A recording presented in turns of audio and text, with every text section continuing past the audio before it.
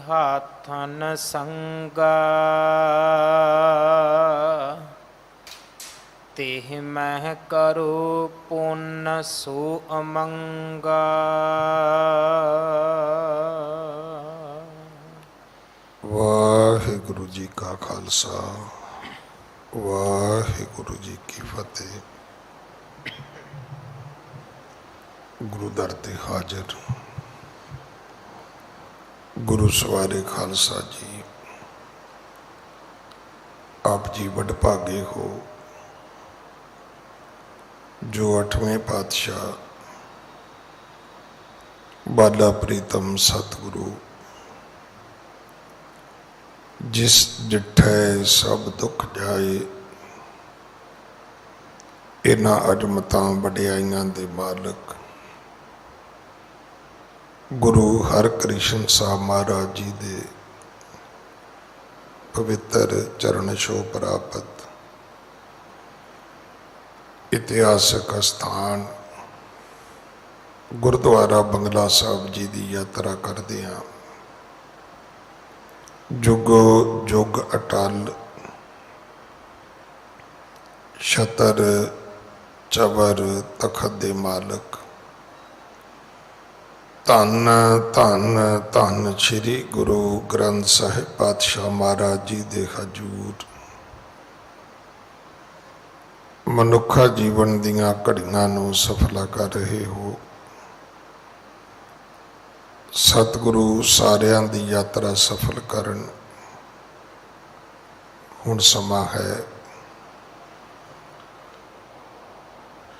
गुरु दरबार दे निजम अनुसार गुरु इतिहास दी चल रही लड़ीवार कथा दा अपनियां मन बिरतियां इकागर करो। रसना पवित्र कर दे एक बार सारे उच्चारण करो जी सतनाम वाहिगुरु जी। ये इतिहास पहले पातशाह जाहर पीर जगत गुरु कल तारण आए श्री गुरु नानक देव महाराज जी का है प्रसंग है।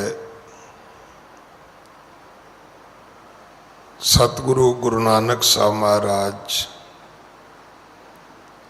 तरत लुकाई नूं सोधदियां एक ऐसे नगर पहुंचे ने जिहड़ा ठगां दा नगर है। ठग भी ऐसे ने कि बंदा मार देंदे ने पैसे लुट लैंदे ने, नहीं तो अमूमन डाकू इहो जिहा काम करते हुंदे ने कि जे उन्हां दा कोई रस्ता रोके तो उन्होंने रस्ते चों हटा देंदे ने। चोरां दा ठगां दा हेरा फेरी करन वालियां दा मर्डर करना मिशन नहीं हुंदा, उन्हां दा तां पैसे नूं खसोटना हुंदा है। पर ये तां अजीब किस्म के लोग सन। शायद इसे करके गुरु नानक साहब उत्थे गए। जदों गए ने उन्होंने पिंड वालियां नूं बड़ी खुशी हुई क्योंकि भाई बाले का जिहड़ा रूप सी वो उन्होंने इंज नज़र आया जिवें 12 सालां दी कोई विआही कुड़ी होवे। बड़े महंगे कपड़े बड़े महंगे उसने अपूखण गहने पाए होण। भाई मरदाना इवें नज़र आया जिवें कोई लागी होवे घर दा पिंड दा। गुरु नानक साहब उन्होंने इवें नज़र आए जिवें चिट्टे कपड़े चिट्टा दस्तारा हाथ विच वड्डे वड्डे सोने दे कड़े कि जिवें कोई बाप अपनी बच्ची नूं ਕੋਈ ਸਹੁਰੇ ਛੱਡਣ ਜਾ ਰਿਹਾ ਹੋਵੇ, ਉਹਨਾਂ ਨੇ, ਕਿਉਂਕਿ ਉਹਨਾਂ ਦਾ ਤਰੀਕਾ ਹੀ ਇਹ ਸੀ ਕਿ ਰਾਤ ਆਏ ਮਹਿਮਾਨ ਨੂੰ ਰੋਟੀ ਵੀ ਖਵਾਉਣੀ, ਮੰਜਾ ਬਿਸਤਰਾ ਵੀ ਦੇਣਾ, ਸੁੱਤੇ ਪੈ ਨੂੰ ਮਾਰ ਦੇਣਾ। ਫਿਰ ਉਹਨਾਂ ਦੇ ਵਿੱਚ ਇੱਕ ਹੋਰ ਵੱਡੀ ਗੱਲ ਸੀ ਵੀ ਉਹ ਆਪਸ ਵਿੱਚ ਵੰਡ ਲੈਂਦੇ ਸੀ। ਨਹੀਂ ਤੇ ਸ਼ਾਇਦ ਇਹ ਕਹਾਵਤ ਤੁਸੀਂ ਸੁਣੀ ਹੋਵੇ ਕਿ ਚੋਰ ਜਦੋਂ ਚੋਰੀ ਕਰਦੇ ਨੇ ਤੇ ਉਦੋਂ ਆਪਸ ਵਿੱਚ ਨਹੀਂ ਲੜਦੇ, ਉਹ ਜਦੋਂ ਮਾਲ ਵੰਡਣ ਲੱਗਦੇ ਨੇ ਇੱਕ ਦੂਜੇ ਨਾਲ, ਜਦੋਂ ਹਿੱਸੇ ਪਤੀ ਦਾ ਮਸਲਾ ਆਉਂਦਾ ਹੈ ਤੇ ਲੜ ਪੈਂਦੇ ਨੇ। ਪਰ ਇਹ ਤਾਂ ਉਸ ਤੋਂ ਵੀ ਅੱਗੇ ਸੀ, ਇਹ ਤਾਂ ਲੜਦੇ ਹੀ ਨਹੀਂ ਸੀ ਆਪਸ ਵਿੱਚ। ਇਹ ਸਭ ਇੱਕ ਦੂਜੇ ਨਾਲ ਸ਼ੇਅਰ ਕਰਦੇ ਸੀ, ਵੰਡ ਲੈਂਦੇ ਸੀ। ਗੁਰੂ ਨੇ ਐਸੀ ਕਲਾ ਵਰਤਾਈ ਕਿ ਰਾਤ ਸੁੱਤੇ ਹੀ ਰਹੇ। ਸਤਿਗੁਰੂ ਸਵੇਰੇ ਉੱਠ ਕੇ ਚਲੇ ਗਏ। ਇਸ ਗੱਲ ਤੋਂ ਇਹਨਾਂ ਦੀ ਆਪਸ ਵਿੱਚ ਲੜਾਈ ਸ਼ੁਰੂ ਹੋ ਗਈ। ਇਹ ਕਹਿਣ ਵੀ ਉਹ ਘਰ ਵਾਲਾ ਝੂਠ ਬੋਲਦਾ, ਉਹ ਮਾਲ ਜ਼ਿਆਦਾ ਸੀ, ਇਕੱਲਾ ਹੀ ਖਾ ਗਿਆ। ਫਿਰ ਉਹਨੇ ਕੋਈ ਆਪਣੇ ਪੀਰਾਂ ਫਕੀਰਾਂ ਦਾ ਕੋਈ ਨੇਮ ਕੀਤਾ, ਸਹੁੰ ਚੁੱਕੀ ਕਿ ਭਾਈ ਮੈਂ ਤਾਂ ਖੁਦ ਆਪ ਲੁੱਟਿਆ ਗਿਆ ਕਿ ਮੈਂ ਤੇ ਸੁੱਤਾ ਹੀ ਰਹਿ ਗਿਆ। ਫਿਰ 4 ਪਿੰਡ ਦੇ ਬੰਦੇ ਮਗਰ ਚਲੇ ਕਿ ਫੜੋ ਉਹਨਾਂ ਨੂੰ। 5 ਮੀਲ ਦੂਰ ਉਹ ਆ ਕੇ ਸਤਿਗੁਰੂ ਜੀ ਨੂੰ ਮਿਲੇ। ਉੱਥੇ ਫਿਰ ਇੱਕ ਕੌਤਕ ਹੋਇਆ। ਅਖੀਰ ਉਹ 4 ਬੰਦੇ ਗੁਰੂ ਦੇ ਚਰਨਾਂ ਤੇ ਢਹਿ ਪਏ, ਗੁਰੂ ਜੀ ਨੂੰ ਵਾਪਸ ਨਗਰੀ ਵਿੱਚ ਲੈ ਆਏ। ਹੁਣ ਉਹ ਗੁਰੂ ਜੀ ਨੂੰ ਕਹਿੰਦੇ ਨੇ ਕਿ ਕਿਰਪਾ ਕਰੋ ਤੇ ਸਾਨੂੰ ਉਪਦੇਸ਼ ਦਿਓ। ਇੱਥੋਂ ਅੱਜ ਦੀ ਕਥਾ ਆਰੰਭ ਹੈ। ਹਾਂਜੀ। ਜਿਸ ਪ੍ਰਕਾਰ ਹਵੈ ਭਲਾ ਹਮਾਰਾ, ਸਿੱਖ ਬਣ ਸੋ ਸੁਖਾਏ ਉਦਾਰਾ। ਕਹਿਣ ਲੱਗੇ ਜੀ ਜਿਸ ਪ੍ਰਕਾਰ ਸਾਡਾ ਭਲਾ ਹੋ ਸਕਦਾ ਹੈ। ਅੱਜ ਵੀ ਅਸੀਂ ਇੱਕ ਸ਼ਬਦ ਰੋਜ਼ ਪੜ੍ਹਦੇ ਹਾਂ, ਜਿਤ ਦੁਆਰੇ ਉਭਰੈ ਤੇ ਤੈਲੇ ਹੋ ਉਭਾਰ। ਵੀ ਜਿਵੇਂ ਬਚਾਇਆ ਜਾ ਸਕਦਾ, ਗੁਰੂ ਜੀ ਸਾਨੂੰ ਬਚਾਓ। ਅੱਜ ਤੋਂ 500 ਸਾਲ ਪਹਿਲਾਂ ਇਹਨਾਂ ਨੇ ਵੀ ਇਹੋ ਗੱਲ ਕਹੀ ਕਿ ਜਿਸ ਪ੍ਰਕਾਰ ਹਵੈ ਭਲਾ ਹਮਾਰਾ, ਸਿਖਵਣ ਸੋ ਸਿਖਾਏ ਉਦਾਰਾ। ਸਾਨੂੰ ਉਹ ਸਿੱਖਿਆ ਦਿਓ। ਵੇਖੋ ਉਦੋਂ ਤੇ ਅੱਜ ਵਿੱਚ ਇੰਨਾ ਹੀ ਫਰਕ ਹੈ।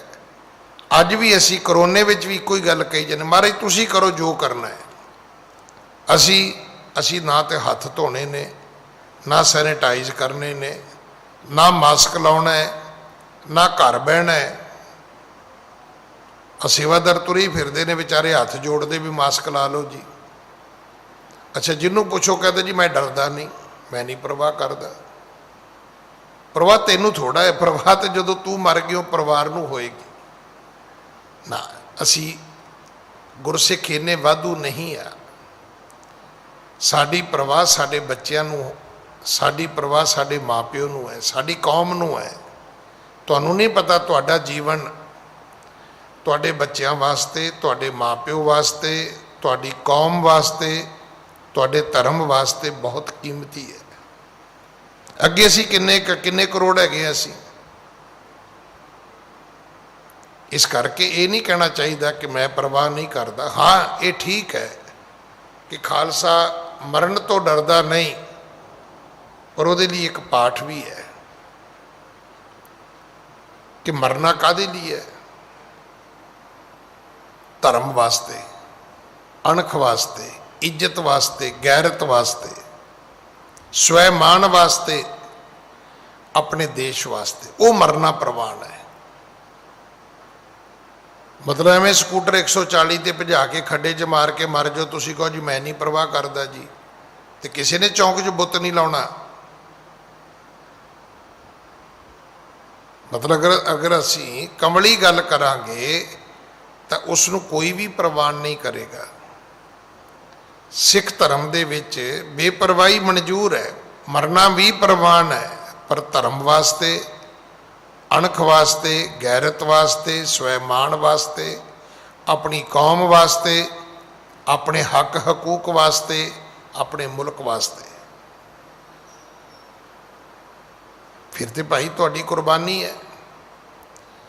ਇਸ ਕਰਕੇ ਅੱਜ ਵੀ ਲੋੜ ਇਸੇ ਗੱਲ ਦੀ ਹੈ ਕਿ ਜੇ ਗੁਰੂ ਕੋਲ ਨੂੰ ਕਹਿੰਦੇ ਆ ਕਿ ਜਿੱਤ ਦੁਆਰੇ ਉਭਰੈ ਤਿੱਤੇ ਲੇਹੋ ਉਭਾਰ, ਤਾਂ ਫਿਰ ਭਾਈ ਅਕਲ ਦੀ ਗੱਲ ਜ਼ਰੂਰ ਗੁਰੂ ਦੀ ਸੁਣ ਲਈਏ ਅਸੀਂ। ਇਹ ਸਾਰੀਆਂ ਚੀਜ਼ਾਂ ਗੁਰੂ ਨੇ ਬਣਾਈਆਂ ਨੇ। ਵੇਖੋ ਨਾ, ਹੁਣ ਇਹ ਬਿਮਾਰੀ ਕਿੱਥੋਂ ਆਈ ਹੈ? ਬਿਮਾਰੀ ਵੀ ਰੱਬ ਨੇ ਪੈਦਾ ਕੀਤੀ ਹੈ। ਹੁਣ ਇਹਦੀ ਵੈਕਸੀਨ ਕਿੱਥੋਂ ਆਈ ਹੈ? ਉਹ ਵੀ ਰੱਬ ਨੇ ਪੈਦਾ ਕੀਤੀ ਹੈ। ਜਿਨ੍ਹਾਂ ਇਹ ਬਿਮਾਰੀ ਪੈਦਾ ਕੀਤੀ ਉਹ ਸ਼ੈਤਾਨ ਵੀ ਰੱਬ ਦੇ ਪੈਦਾ ਕੀਤੇ ਨੇ। ਜਿਨ੍ਹਾਂ ਨੇ ਦਵਾਈ ਬਣਾਈ ਉਹ ਭਗਵਾਨ ਵੀ ਰੱਬ ਦੇ ਪੈਦਾ ਕੀਤੇ ਨੇ। ਹੈ ਤੇ ਸਾਰੀ ਰਚਨਾ ਤੇ ਰੱਬ ਦੀ ਹੈ। ਕੌਣ ਭਲੇ ਕੋ ਮੰਦੇ, ਕਿਹਨੂੰ ਕਹੀਏ? ਇਹ ਚੰਗੇ ਮਾੜੇ ਜਿਹੜੇ ਸਾਰੇ ਨੇ ਇਹ ਸਭ ਰੱਬ ਦੇ ਨੇ। ਇਹ ਸਾਰੀ ਰਚਨਾ ਹੀ ਰੱਬ ਦੀ ਹੈ। ਚੰਗੇ ਵੀ ਉਹਦੇ ਨੇ, ਮਾੜੇ ਵੀ ਉਹਦੇ ਨੇ, ਸਭ ਕੁਝ ਉਸੇ ਦਾ ਹੀ ਹੈ। ਇਹ ਦੋ ਰੱਬ ਤਾਂ ਹੈ ਨਹੀਂ ਕਿ ਚੰਗਿਆਂ ਦਾ ਰੱਬ ਹੋਰ ਹੈ, ਮਾੜਿਆਂ ਦਾ ਰੱਬ ਹੋਰ ਹੈ। ਨਹੀਂ, ਚੰਗੇ ਤੇ ਮਾੜਿਆਂ ਸਾਰਿਆਂ ਦਾ ਰੱਬ ਇੱਕੋ ਹੀ ਹੈ। ਇਸ ਕਰਕੇ ਬਹੁਤ ਸੁਚੇਤ ਹੋਣ ਦੀ ਲੋੜ ਹੈ। ਅੱਜ ਦੀ ਕਥਾ ਨੂੰ ਵੀ ਸੁਣੋਗੇ ਤਾਂ ਉਹਨਾਂ ਵੰਚਕਾਂ ਨੇ ਬੇਨਤੀ ਕੀਤੀ, ਕਹਿਣ ਲੱਗੇ ਜੀ ਉਪਦੇਸ਼ ਦਿਓ। ਜਦੋਂ ਵੀ ਗੁਰਦੁਆਰੇ ਆਉਂਦੇ ਹੁੰਦੇ ਹੋ, ਮੈਂ ਤਾਂ ਇੱਥੇ ਕਈ ਵੇਖੇ ਬੰਦੇ ਅੱਗੋਂ ਝੱਗਾ ਚੁੱਕ ਲੈਂਦੇ ਨੇ। ਉਹਨਾਂ ਦਾ ਮਤਲਬ ਹੁੰਦਾ ਵੀ ਮਾਲ ਡਿੱਗਣ ਲੱਗਾ ਵੀ ਕਿਤੇ ਥੱਲੇ ਨਾ ਡਿੱਗ ਪਵੇ। ਨਹੀਂ, ਗੁਰੂ ਨੇ ਤੁਹਾਨੂੰ ਕੀ ਦੇਣਾ ਹੈ? ਗੁਰੂ ਨੇ ਤੁਹਾਨੂੰ ਅਕਲ ਦੇਣੀ ਹੈ। ਇਹ ਚੇਤਾ ਰੱਖਣਾ। ਕਹਿੰਦੇ ਬੰਦਾ ਰੱਬ ਜਦੋਂ ਵੀ ਮਾਰਦਾ ਹੈ ਨਾ, ਡੰਡਾ ਸੋਟਾ ਨਹੀਂ ਮਾਰਦਾ। ਰੱਬ ਜਦੋਂ ਵੀ ਮਾਰਦਾ ਕਿਸੇ ਨੂੰ ਆਪਣੀ ਲੱਤ ਵੀ ਨਹੀਂ ਮਾਰਦਾ। ਉਹ ਤੇ ਜਦੋਂ ਮਾਰਦਾ ਮੱਤ ਹੀ ਮਾਰਦਾ। ਬੰਦਾ ਪੁੱਠੀਆਂ ਗੱਲਾਂ ਕਰਦਾ, ਪੁੱਠੇ ਕੰਮ ਕਰਦਾ, ਆਪੇ ਖਤਮ ਹੋ ਜਾਂਦਾ। ਜਿਸ ਨੂੰ ਆਪ ਖੁਹਾਏ ਕਰਤਾ, ਖੁਸ ਲਏ ਚੰਗਿਆਈ। ਤੇ ਜਿਨ੍ਹਾਂ ਨੂੰ ਉਸਨੇ ਇੱਜ਼ਤ ਮਾਣ ਦੇਣਾ ਹੈ, ਜਿਨ੍ਹਾਂ ਨੂੰ ਮਾਣ ਤਾਣ ਦੇਣਾ ਹੈ, ਉਹਨਾਂ ਲਈ ਉਹ ਦੂਜਾ ਰਸਤਾ ਕਹਿੰਦਾ ਹੈ। ਹਰ ਮਨ ਤਨ ਵਸਿਆ ਸੋਈ, ਜੈ ਜੈਕਾਰ ਕਰੇ ਸਭ ਕੋਈ। ਸਾਰੀ ਦੁਨੀਆ ਉਹਨਾਂ ਦੀ ਮਹਿਮਾ ਗਾਉਂਦੀ ਹੈ ਭਾਈ। ਸੋ ਇਸ ਕਰਕੇ ਗੁਰੂ ਕੋਲੋਂ ਉਪਦੇਸ਼ ਮੰਗੋ, ਸਿੱਖਿਆ ਮੰਗੋ। ਜਦੋਂ ਵੀ ਆਉਨੇ ਗੁਰੂ ਕੋਲੋਂ ਮੱਤ ਮੰਗਿਆ ਕਰੋ। ਉਹ ਨਾ ਕਿਹਾ ਕਰੋ ਬਾਬਾ ਕਾਰ ਦੇ ਦੇ, ਕੀ ਕਰਨੀ, ਕੰਧ 'ਚ ਮਾਰਨੀ ਹੈ?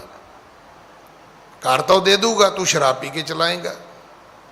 ਨਹੀਂ, ਉਹਨੂੰ ਕਹਿ ਸੱਚੇ ਪਾਤਸ਼ਾਹ ਮੈਨੂੰ ਮੱਤ ਦੇ। ਦੇਖੋ ਜਿਹੜੀਆਂ ਤੁਹਾਡੇ ਘਰ ਚੀਜ਼ਾਂ ਆਉਂਦੀਆਂ ਨੇ, ਟੀਵੀ ਆਉਂਦਾ ਹੈ, ਫਰਿੱਜ ਆਉਂਦੀ ਹੈ, ਕੋਈ ਮਸ਼ੀਨ ਆਉਂਦੀ ਹੈ, ਤੇ ਫਿਰ ਕੀ ਹੁੰਦਾ? ਉਹਦਾ ਇੱਕ ਡੈਮੋ ਦੇਣ ਲਈ ਇੱਕ ਇੰਜੀਨੀਅਰ ਆਉਂਦਾ ਹੈ ਤੁਹਾਡੇ ਘਰ। ਚਲਾਉਣਾ ਕਿਵੇਂ? ਉਹਨੂੰ ਚਲਾਉਣਾ ਵੀ ਤਾਂ ਸਿੱਖੋ ਨਾ। ਇਹ ਗੱਲ ਸਾਨੂੰ ਸਮਝ ਹੀ ਨਹੀਂ ਆ ਰਹੀ ਕਿ ਜਿਹੜੀਆਂ ਚੀਜ਼ਾਂ ਰੱਬ ਨੇ ਦਿੱਤੀਆਂ ਨੇ, ਜੇ ਸਾਨੂੰ ਇਹ ਚੀਜ਼ਾਂ ਵਰਤਣੀਆਂ ਆਉਂਦੀਆਂ ਤੇ ਕੀ ਇਸ ਤਰ੍ਹਾਂ ਹੁੰਦਾ? ਪਿਛਲੇ ਸਾਲ ਕਿੰਨਾ ਦੁੱਖ ਭੋਗਿਆ ਸੀ, ਕੀ ਸਿੱਖਿਆ? ਕੁਛ ਵੀ ਨਹੀਂ। ਫਿਰ ਉਹੀ ਵਿਆਹ, ਉਹੀ 2-2, 5-5 ਹਜ਼ਾਰ ਦੇ ਇਕੱਠ 'ਚ ਭੋਗ। ਨਤੀਜਾ ਕੀ ਨਿਕਲਿਆ? ਬਿਮਾਰੀ ਫਿਰ ਆ ਗਈ। ਇਹ ਬਿਮਾਰੀ ਇਕੱਲੇ ਸਾਡੇ ਮੁਲਕ 'ਚ ਨਹੀਂ ਆਈ, ਅਮਰੀਕਾ 'ਚ ਵੀ ਆਈ ਹੈ। ਅੱਜ ਉਹਨਾਂ ਨੇ ਅਮਰੀਕਾ ਖੋਲ੍ਹ ਦਿੱਤਾ। ਉਹ ਕਹਿੰਦੇ ਮਾਸਕ ਲਾਉਣ ਦੀ ਲੋੜ ਵੀ ਨਹੀਂ ਹੈਗੀ। ਪਰ ਸਾਡਾ ਮੁਲਕ ਹੈ ਵੀ ਇੱਥੇ ਹੁਣ ਡੈੱਡ ਬੋਡੀਆਂ ਵੀ ਨਹੀਂ ਸੰਭਾਲੀਆਂ ਜਾਂਦੀਆਂ। ਇਸ ਕਰਕੇ ਗੁਰੂ ਕੋਲ ਜਦੋਂ ਵੀ ਆਉਣਾ ਹੈ ਅਕਲ ਮੰਗਣੀ ਹੈ।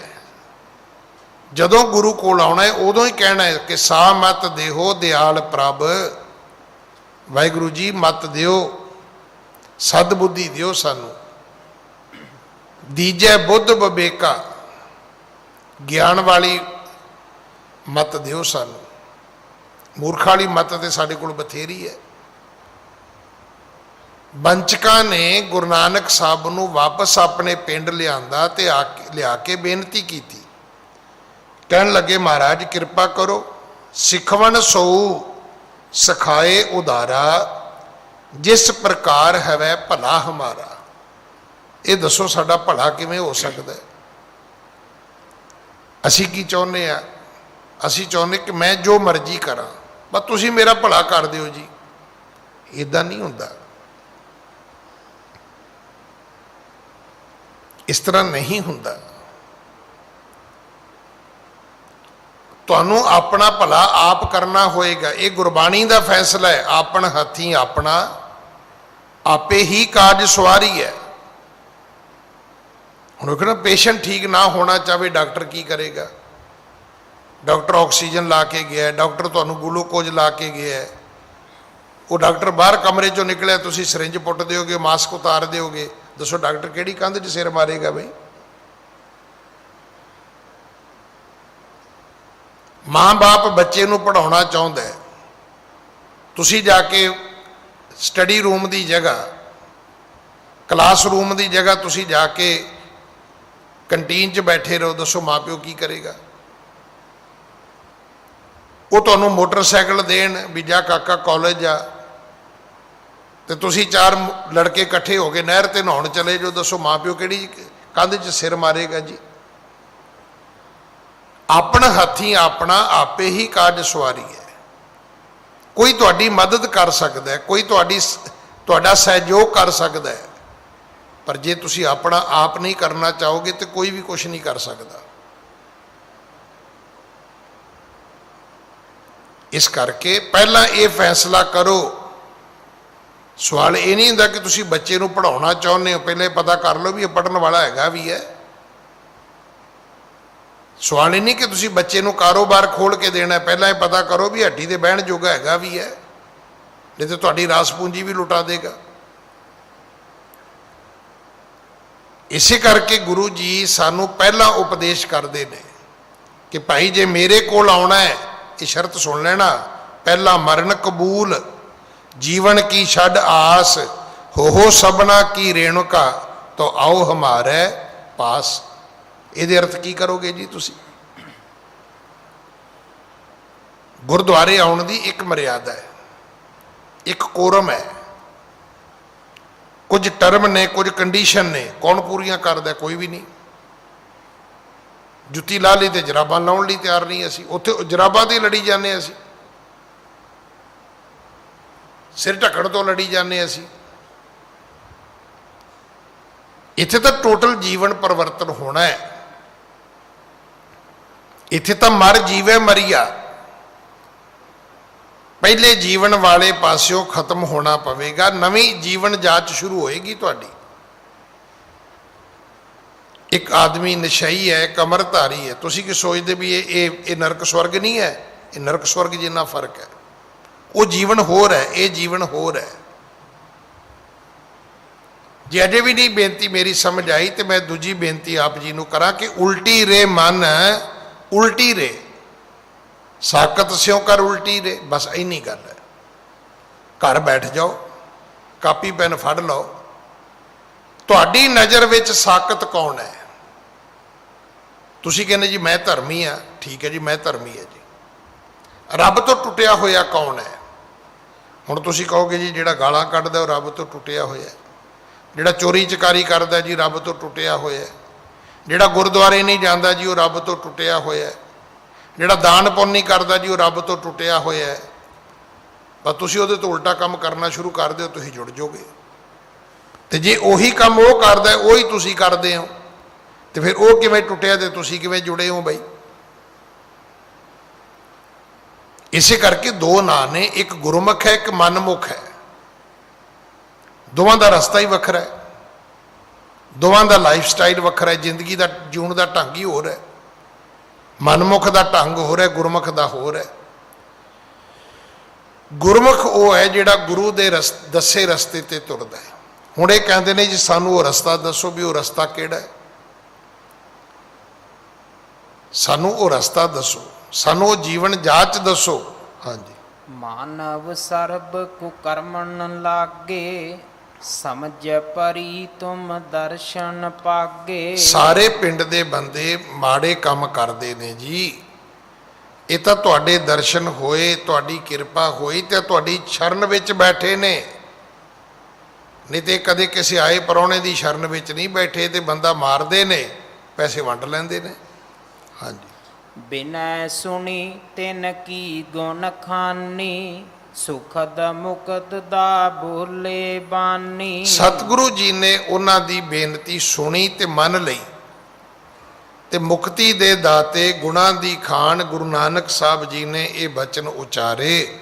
ਹਾਂਜੀ। ਨਿੰਦ ਜੀਵ ਕਾ ਪਾਛਲ ਤਿਆਗੋ, ਕਿਰਖੀ ਕਰਨ ਭਲੇ ਮਗ ਲਾਗੋ। ਆਖਿਆ ਇਹ ਤੁਹਾਡੀ ਕਿਰਤ ਨਿੰਦਨ ਯੋਗ ਹੈ, ਮਾੜੀ ਹੈ, ਭੈੜੀ ਹੈ, ਇਹ ਗੰਦੀ ਕਿਰਤ ਹੈ। ਬੰਦਾ ਹੀ ਮਾਰ ਦੇਣਾ 4 ਪੈਸਿਆਂ ਪਿੱਛੇ, ਇਸ ਤੋਂ ਵੱਡੀ ਨਿੰਦ ਕਿਰਤ ਕੀ ਹੋ ਸਕਦੀ ਹੈ। ਅੱਜ ਤੋਂ ਬਾਅਦ ਖੇਤੀਬਾੜੀ ਕਰੋ। ਮੈਂ ਕੱਲ ਵੀ ਬੇਨਤੀ ਕੀਤੀ ਸੀ, ਖੇਤੀਬਾੜੀ ਤੋਂ ਪਵਿੱਤਰ ਨਾ ਨੌਕਰੀ ਹੈ, ਨਾ ਵਪਾਰ ਹੈ, ਨਾ ਸੁਦਾਗਰੀ ਹੈ। 4 ਕੰਮਾਂ ਦਾ ਸਤਿਗੁਰੂ ਨੇ ਸੋਰਠ ਰਾਗ ਵਿੱਚ ਜ਼ਿਕਰ ਵੀ ਕੀਤਾ ਹੈ।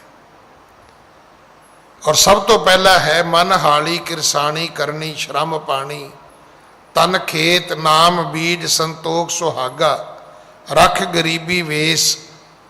ਇਹ ਸਭ ਤੋਂ ਉੱਤਮ ਹੈ। ਹਾਂਜੀ। ਅਬ ਜੇਤੋ ਘਰ ਮੈਂ ਹੋ ਦਰਬਾ, ਪਾਪਨ ਕਾ ਸੋ ਲਟਾਵੋ ਸਰਬਾ। ਸਤਿਗੁਰੂ ਕਹਿਣ ਲੱਗੇ ਹੁਣ ਜਿਹੜਾ ਧਨ ਤੁਹਾਡੇ ਘਰ ਵਿੱਚ, ਇਹ ਪਾਪ ਦਾ ਧਨ ਹੈ, ਕਿਉਂਕਿ ਬੰਦੇ ਮਾਰ ਕੇ ਇਕੱਠਾ ਕੀਤਾ ਹੈ, ਇਹਨੂੰ ਕੱਢੋ। ਇਹ ਜ਼ਰੂਰ ਚੇਤਾ ਰੱਖਣਾ, ਜਿੰਨਾ ਚਿਰ ਮਾੜੀ ਕਮਾਈ ਤੁਹਾਡੇ ਘਰ ਵਿੱਚ ਰਹੇਗੀ, ਤੁਹਾਡੇ ਘਰ 'ਚੋਂ ਬਿਮਾਰੀ, ਤੁਹਾਡੇ ਘਰ 'ਚੋਂ ਝਗੜਾ, ਤੁਹਾਡੇ ਘਰ ਦੀਆਂ ਵਿਗੜ ਰੁਕਾਵਟਾਂ ਕੋਈ ਪੀਰ ਫਕੀਰ ਠੀਕ ਕਰ ਹੀ ਨਹੀਂ ਸਕਦਾ। ਸਾਡਾ ਫਰਕ ਕੀ ਹੈ? ਅਸੀਂ ਨਾ ਹਾਈਟੈਕ ਹੋ ਗਏ ਹਾਂ, ਕੰਪਿਊਟਰ ਤੋਂ ਰੱਬ ਲੱਭਦੇ ਫਿਰਦੇ ਹਾਂ ਅਸੀਂ, ਗੂਗਲ ਜੀ ਮਹਾਰਾਜ ਤੋਂ ਹਰ ਗੱਲ ਪੁੱਛਦੇ ਫਿਰਦੇ ਹਾਂ ਅਸੀਂ। ਐਸਾ ਸਰਚ ਇੰਜਨ ਲੱਭ ਲਿਆ, ਹਰ ਗੱਲ ਗੂਗਲ ਜੀ ਮਹਾਰਾਜ ਤੋਂ ਪੁੱਛਣੀ ਹੈ। ਵੀ ਗੂਗਲ ਜੀ ਮਹਾਰਾਜ ਦੀ ਪੁੱਛੋ ਵੀ ਆਪਣੀ ਕੀ ਸਾਧਨ ਹੈ ਕੋਈ ਨਾ। ਕੁਝ ਤੁਸੀਂ ਫੀਡ ਕੀਤਾ, ਕੁਝ ਮੈਂ ਫੀਡ ਕੀਤਾ, ਕੁਝ ਇਹਨੇ ਕੀਤਾ, ਕੁਝ ਉਹਨੇ ਕੀਤਾ। ਗੂਗਲ ਕੋਲੇ ਕੀ ਹੈ? ਕੁਝ ਵੀ ਨਹੀਂ। ਉਹਨੇ ਕਦੇ ਸਵੇਰੇ ਉੱਠ ਕੇ ਇਸ਼ਨਾਨ ਕੀਤਾ, ਕਦੇ ਉਹਨੇ ਨਿਤਨੇਮ ਕੀਤਾ, ਕਦੇ ਉਹਨੇ 10 ਨੌਆਂ ਦੀ ਕਿਰਤ ਕੀਤੀ, ਕਦੇ ਉਹਨੇ ਦਾਨ ਪੁੰਨ ਕੀਤਾ, ਉਹਨੇ ਸੰਗਤ ਕੀਤੀ ਹੈ। ਗੂਗਲ ਦੇ ਕੋਲੇ ਕੀ ਹੈ? ਜੋ ਤੁਸੀਂ ਚੜਾ ਦਿੱਤਾ, ਉਹ ਜੋ ਮੈਂ ਚੜਾ ਦਿੱਤਾ, ਉਹ ਜੋ ਉਹਨੇ ਚੜਾ ਦਿੱਤਾ, ਉਹ ਕੁੱਲ ਦੁਨੀਆ ਦੀ ਇਨਫੋਰਮੇਸ਼ਨ ਉਹ ਇਕੱਠੀ ਕਰਕੇ ਬੈਠਾ, ਉਹ ਤੁਹਾਡੀਆਂ ਗੱਲਾਂ ਤੁਹਾਨੂੰ ਸੁਣਾਈ ਜਾਂਦਾ। ਉਹਦੀ ਆਪਣੀ ਕੋਈ ਭਗਤੀ ਨਹੀਂ ਹੈ, ਉਹਦੀ ਆਪਣੀ ਕੋਈ ਸਾਧਨਾ ਨਹੀਂ ਹੈ, ਉਹਦਾ ਆਪਣਾ ਕੋਈ ਵਿਵੇਕ ਨਹੀਂ ਹੈ। ਮਤ ਸੋਚਣਾ ਵੀ ਉਹਦਾ ਆਪਣਾ ਕੋਈ ਅਨੁਭਵ ਹੈ, ਨਹੀਂ, ਉਹਦਾ ਆਪਣਾ ਕੋਈ ਅਨੁਭਵ ਨਹੀਂ ਹੈ।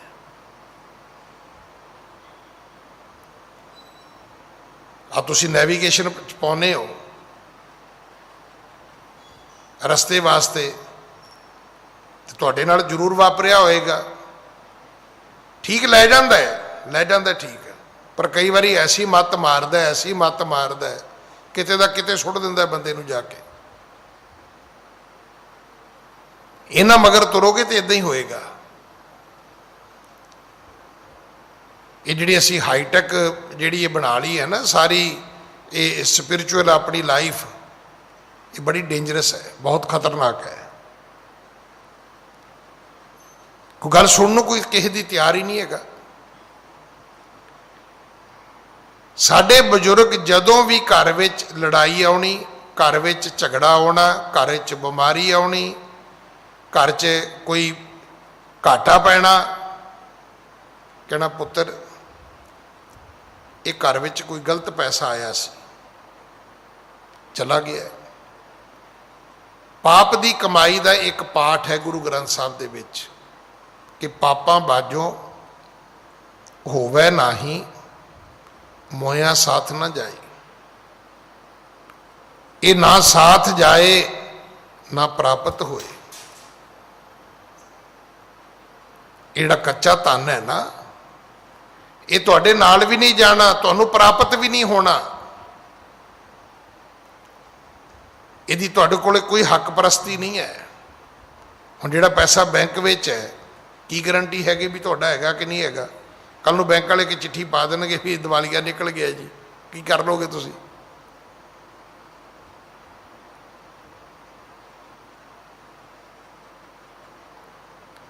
मैं अगे भी एक बार जिक्र किया भी असी इतों कट्ठे लुफ्तानसा ते चढ़े इंडिया तो जर्मन हो पहले इतने फ्लाइट लेट हो गई, अगों अगली ट्रांजिट सारी लेट हो गई।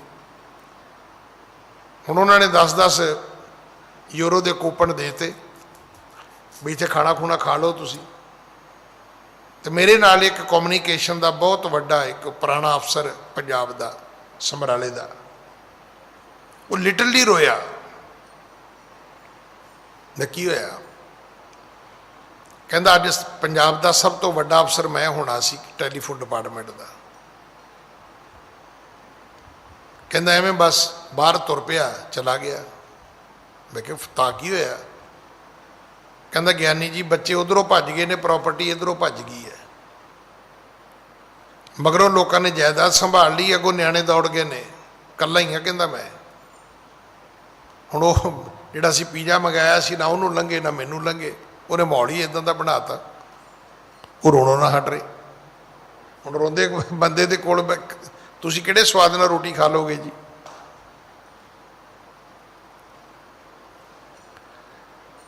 असीं भुलेखे च आ।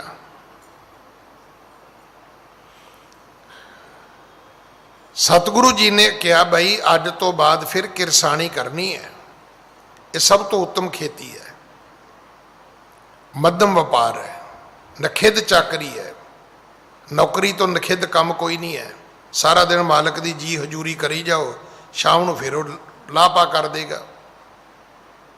कदे तुहानूं पता है मालक नौकर की लाह पिया क्यों करता है? किते नौकर नूं यह भुलेखा ना पै जाए भी मैं मालक नालों वध सियाणा है। ये जरूरी नहीं कि हर नौकर पागल होंदा है, हर नौकर पागल नहीं होंदा, मालक चतुर होंदा है कि वह टुकड़ा सूत करी रखना है। शाम को सौण तो पहला नौकर की लाह पा करके वो झोली च पा देनी है भी वो कल फिर सोचे भी किते मालक नौकरी तो ना कढ़ दे, भी कितों इन्नी गल कह ही ना सके भी मैं मालक दे सियाणे नौकरां चों मैं एक हाँ, वो कह ही ना सके। ये सब तो निखिद चाकरी है। सतगुरु कहन लगे भाई माया कढ़ो घरां चों, ये पाप की माया है, बंदे मार के इकट्ठी की है तुसी। इस करके पापन का ये सरब लटावो, जिहड़ा पाप का धन तुहाडे घर विच इहनूं लुटा दिओ, वंड दिओ इहनूं। हाँ जी। करो कमाई हाथन संगा, तेह मह करो पुन सो मंगा। अज तो बाद इन्हां हत्थां दी कमाई करनी है, ਉਹਦੇ ਨਾਲ पुन करना है। ਹੁਣ चेता करना भी ਜਿਹੜੀ ਅਸੀਂ सेवा करते ਆਪਾਂ ਕਹਿੰਦੇ ਅਸੀਂ दान करते हैं जी, तो दान लगता क्यों नहीं कि माल तो किसी का ਹੁੰਦਾ, टकाई किसी ਨੂੰ ਜਾਂਦੇ ਆ। ਜਿਹੜਾ ਬੇਈਮਾਨੀ ਦਾ पैसा ਤੁਹਾਡਾ नहीं है। मैं एक बार आप जी ਨੂੰ ਪਹਿਲਾਂ भी बेनती की सी कि एक आदमी ਦੇ ਕੋਲ मैं गया कि मेरे मुंडे नूं जी ये सीट दे दिओ पढ़न वास्ते। उन्हें देती भी हैड ग्रंथी का लड़का है, दे दिओ जी इस। हुण सीटां ते तुहानूं पता ही है भी फिक्स हुंदियां ने, किते 40 होणगियां, किते 100 होएगी, किते 50 होएगी, किते 250 होएगी। हुण जदों वो मेरे बच्चे की फेवर करेगा, इहदा अर्थ है कि जिहड़ा बच्चा डिजर्व करदा है वो रह जाएगा। हुण जे ते बच्चा डिजर्व करदा होवे किसी अमीर दा, चलो कोई गल नहीं भी उहदे प्यो कोल ते पैसे बथेरे ने, मैं भाई साहब दे बच्चे नूं अकोमोडेट कर दिता है। तो जे बच्चा होया किसी रेहड़ी वाले दा, सब्जी बेचण वाले दा, जो बच्चा डिजर्व करदा होया किसी 3 व्हीलर वाले दा, जो बच्चा डिजर्व करदा होया किसी रक्षा चलाउण वाले दा। हुण मेरे वर्गे बच्चे का तो यह भी नहीं पता भी पढ़ के नौकरी भी करेगा कि नहीं करेगा, क्योंकि मीरां दे बच्चों के तो चोचले हुंदे ने, पढ़ाई भी चोचले हुंदे ने। ते गरीब का बच्चा जो पढ़ाई कर जाता, वो किते चंगी नौकरी ते लग जाता, उहदी पूरी जिहड़ी कुल सी वो चेंज हो जानी सी। जदों एक आलू गंढे बेचण वाले का बच्चा IAS बनता है ना, ਪੂਰੀ ਕੁੱਲ ਦਾ ਉਧਾਰ ਹੁੰਦਾ ਹੈ। ਉਸ ਤੋਂ ਬਾਅਦ ਹੁਣ ਤੁਸੀਂ ਫਾਇਦਾ ਤੇ ਕੀਤਾ ਕਿਸੇ ਦਾ ਵੀ ਸੀਟ ਇਹਨੂੰ ਨਹੀਂ ਦਿੱਤੀ ਇਹਨੂੰ ਦੇਤੀ, ਪਰ ਤੁਸੀਂ ਸੋਚਦੇ ਹੋ ਤੁਸੀਂ ਕਿੱਡਾ ਵੱਡਾ ਪਾਪ ਕੀਤਾ ਹੈ। ਇੱਕ ਡਿਜ਼ਰਵ ਕਰਦੇ ਬੱਚੇ ਦੀ, ਜਿਹਦਾ ਹੱਕ ਬਣਦਾ ਸੀ, ਜਿਹੜਾ ਲਾਇਕ ਸੀ, ਜਿਹੜਾ ਨੇਕ ਸੀ, ਤੁਸੀਂ ਉਹਦੇ ਨਾਲ ਧਰੋ ਕਮਾਇਆ। ਹੁਣ ਉਹਦੀ ਪੂਰੀ ਫੈਮਿਲੀ ਸਫਰ ਕਰੇਗੀ, ਉਹਦਾ ਮਾਂ ਪਿਓ ਵੀ ਕਰੇਗਾ, ਉਹਦੇ ਬੱਚੇ ਵੀ ਕਰਨਗੇ, ਉਹਦਾ ਵਿਚਾਰੇ ਦਾ ਵਿਆਹ ਵੀ ਨਹੀਂ ਹੋਣਾ। ਇੱਕ IAS ਅਫਸਰ ਦੇ ਬੱਚੇ, IAS ਅਫਸਰ ਦਾ ਵਿਆਹ ਤੇ ਕਾਲੂ ਗੰਢੇ ਵੇਚਣ ਵਾਲੇ ਦੇ ਮੁੰਡੇ ਦਾ ਵਿਆਹ, ਕਿੰਨਾ ਫਰਕ ਹੈ। ਤੁਸੀਂ ਉਹਦਾ ਕੈਰੀਅਰ ਕ੍ਰਸ਼ ਕੀਤਾ ਹੈ, ਤਾਂ ਉਹਦੀ ਸਜ਼ਾ ਕਿਹਨੂੰ ਮਿਲੇਗੀ? ਤੁਹਾਨੂੰ ਮਿਲੇਗੀ, ਹੋਰ ਕਿਹਨੂੰ ਮਿਲੇਗੀ? ਤੁਹਾਨੂੰ ਲੱਗਦਾ ਜੀ ਮੈਂ ਕੀ ਕੀਤਾ ਹੈ? ਤੂੰ ਕਿਉਂ ਨਹੀਂ ਕੀਤਾ? ਸਾਰਾ ਹੀ ਤੂੰ ਕੀਤਾ। ਤੂੰ ਇੱਕ ਪਰਿਵਾਰ ਜਿਹੜਾ ਸੀ ਉਹਦਾ ਫਿਊਚਰ ਖਤਮ ਕਰ ਦਿੱਤਾ, ਜਦੋਂ ਕਿ ਸਹੀ ਫੈਸਲਾ ਕਰਨ ਨਾਲ ਉਹਦਾ ਫਿਊਚਰ ਬਰਾਈਟ ਹੋ ਸਕਦਾ ਸੀ। ਪੂਰੀ ਫੈਮਿਲੀ ਜਿਹੜੀ ਸੀ ਉਹ ਸਰਵਾਈਵ ਕਰ ਸਕਦੀ ਸੀ। ਸ਼ਾਇਦ ਇਹ ਗੱਲਾਂ ਕਦੇ ਸਾਨੂੰ ਸਮਝ ਆ ਸਕਣ। ਇਸੇ ਕਰਕੇ ਸਤਿਗੁਰੂ ਜੀ ਕਹਿਣ ਲੱਗੇ, ਅੱਜ ਤੋਂ ਬਾਅਦ ਪਹਿਲਾਂ ਹੱਥਾਂ ਦੀ ਕਮਾਈ ਕਰੋ, ਫਿਰ ਪੁੰਨ ਕਰੋ। ਵੇਖੋ ਲੱਗਦਾ ਕਿ ਨਹੀਂ ਲੱਗਦਾ? ਕਿਸੇ ਦਾ ਪੈਸਾ ਕਿਸੇ ਨੂੰ ਤੋਰੀ ਜਾਂਦੇ ਅਸੀਂ, ਇਸੇ ਕਰਕੇ ਉਹ ਦਾਨ ਪੁੰਨ ਸਾਨੂੰ ਨਹੀਂ ਲੱਗਦਾ। ਲੱਗੇਗਾ ਤਾਂ ਉਹਨੂੰ ਹੀ ਲੱਗੇਗਾ ਜਿਨ੍ਹਾਂ ਦਾ ਪੈਸਾ ਹੈ। ਤੁਹਾਨੂੰ ਨਹੀਂ ਪਤਾ, ਮੈਨੂੰ ਨਹੀਂ ਪਤਾ, ਰੱਬ ਨੂੰ ਤੇ ਪਤਾ ਨਾ ਵੀ ਇਹ ਪੈਸਾ ਹੈ ਕਿਹਦਾ।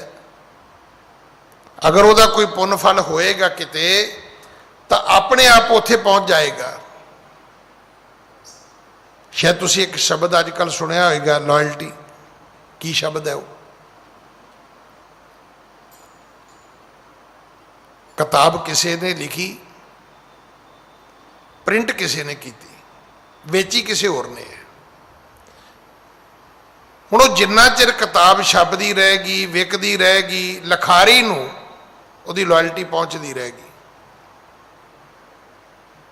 ਬਸ ਇਸੇ ਤਰ੍ਹਾਂ ਹੀ ਹੈ, ਕਿਸੇ ਦਾ ਪੈਸਾ ਜਦੋਂ ਤੁਸੀਂ ਕਿਤੇ ਗਾਂਹ ਤੋਰੋਗੇ, ਉਹਦਾ ਪੁੰਨ ਫਲ ਉਹਨੂੰ ਪਹੁੰਚਦਾ ਰਹੇਗਾ, ਕਿਉਂਕਿ ਮਾਇਆ ਉਹਦੀ ਹੈ। ਰੱਬ ਨੂੰ ਪਤਾ ਹੈ ਵੀ ਵਿਚਕਾਰਲਾ ਬੰਦਾ ਬੇਈਮਾਨ ਹੈ। ਇਸ ਕਰਕੇ ਨਾਨਕ ਅੱਗੇ ਸੋ ਮਿਲੈ, ਜੇ ਖਟੈ ਘਾਲੈ ਦੇ। ਸ਼ਾਇਦ ਅੱਜ ਕੋਈ ਥੋੜੀ ਜੀ ਗੱਲ ਸਾਨੂੰ ਸਮਝ ਆ ਸਕੇ ਕਿ ਜੋ ਕੁਝ ਅਸੀਂ ਕਰ ਰਹੇ ਹਾਂ ਇਹ ਫਲੀਭੂਤ ਕਿਉਂ ਨਹੀਂ ਹੁੰਦਾ। ਇਸ਼ਨਾਨ ਕੀਤਾ ਵੀ ਗਿਆ, ਪਾਠ ਕੀਤਾ ਵੀ ਗਿਆ, ਦਾਨ ਪੁੰਨ ਕੀਤਾ ਵੀ ਗਿਆ, ਲੱਭਾ ਕੁਝ ਵੀ ਨਹੀਂ। ਸਾਰੀ ਜ਼ਿੰਦਗੀ ਗੁਰਦੁਆਰੇ ਦੇ, ਮੰਦਿਰ ਦੇ, ਮਸਜਿਦ ਦੇ ਗੇੜੇ ਕੱਢਦੇ ਰਹੇ। ਅੱਜ ਨਤੀਜਾ ਕੀ ਨਿਕਲਦਾ? ਸਗੋਂ ਅਸੀਂ ਕੱਟੜ ਹੋ ਜਾਂਦੇ ਹਾਂ। ਅਸੀਂ ਇੱਕ ਦੂਜੇ ਨੂੰ ਛੇਤੀ ਮਾਰਨ ਤੇ ਉਤਰ ਆਉਂਦੇ ਹਾਂ। ਸਾਨੂੰ ਗੁੱਸਾ ਬਹੁਤ ਚੜ੍ਹਦਾ। ਇਹ ਸਾਰਾ ਕੁਝ ਇਸ ਕਰਕੇ ਹੈ ਕਿਉਂਕਿ ਜਿਹੜਾ ਮਰਿਆਦਾ ਜਿਹੜੀ ਹੈ ਧਰਮ ਦੀ, ਅਸੀਂ ਉਹਨੂੰ ਅਜੇ ਤੱਕ ਪੜ੍ਹਿਆ ਹੀ ਨਹੀਂ ਗਾ। ਮਰਿਆਦਾ ਇਹ ਹੈ ਕਿ ਪਹਿਲਾਂ ਆਪਣੀ ਕਿਰਤ ਬਦਲੋ, ਆਪਣੇ ਘਰੋਂ ਪਾਪ ਦਾ ਪੈਸਾ ਕੱਢੋ, ਫਿਰ ਆਪਣੀ ਕਿਰਤ ਕਰਕੇ ਜਦੋਂ ਤੁਸੀਂ ਪੁੰਨ ਕਰੋਗੇ, ਕਰੋ ਕਮਾਈ ਹਾਥਨ ਸੰਗਾ, ਤੈ ਮੈਂ ਕਰੋ ਪੁੰਨ ਸੋ ਅਮੰਗਾ। ਇਹਨਾਂ ਤਾਂ ਹੀ ਕਹਿੰਦੇ ਨਾ ਵੀ ਇਹ ਭਾਈ ਦਸਾਂ ਨੌਹਾਂ ਦੀ, 10 ਨੌ ਕਿਹੜੇ ਨੇ? ਇਹੋ ਹੀ ਨੇ। ਇੱਕ ਛੋਟੀ ਉਂਗਲ, ਇੱਕ ਨਾਲ ਦੀ ਉਂਗਲ, ਇੱਕ ਵੱਡੀ ਉਂਗਲ, ਇੱਕ ਚੀਚੀ ਹੈ, ਇੱਕ ਅੰਗੂਠਾ, ਇਹ 5 ਨੌ ਨੇ, 5 ਇੱਧਰ ਨੇ।